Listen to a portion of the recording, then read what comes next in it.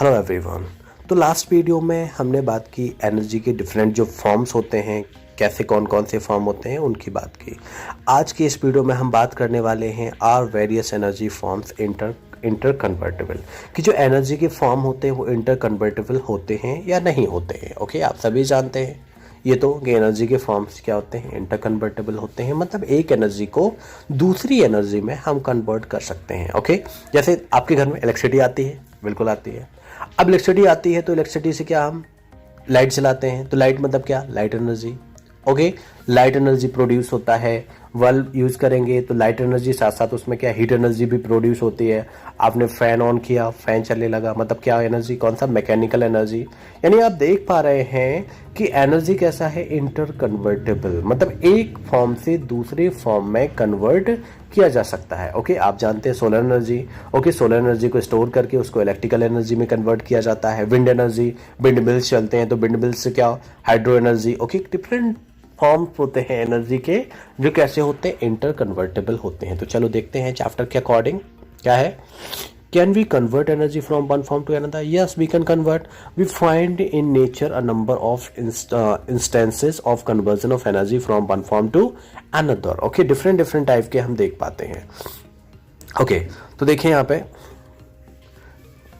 हाँ, सबसे पहले यहाँ पे देखें एनर्जी के डिफरेंट फॉर्म्स के according law of conservation of energy. क्या है law of conservation of energy?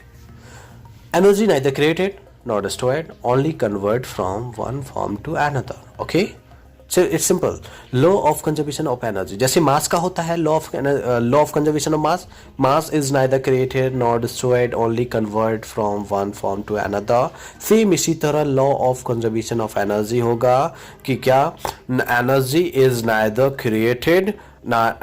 created nor destroyed, only converted from one form to another. ये है law of conservation of mass.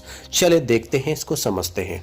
We learn that the form of energy can be change from one form to another. Okay, energy को हम क्या, एक form से दूसरे form में convert कर सकते हैं। What happened to the total energy of a system during after the process, after the process, मतलब प्रोसेस से पहले और प्रोसेस से बाद एनर्जी। अब एनर्जी इक्वल होना चाहिए प्रोसेस से पहले और प्रोसेस के बाद, तभी तो law of conservation of energy हो पाएगा।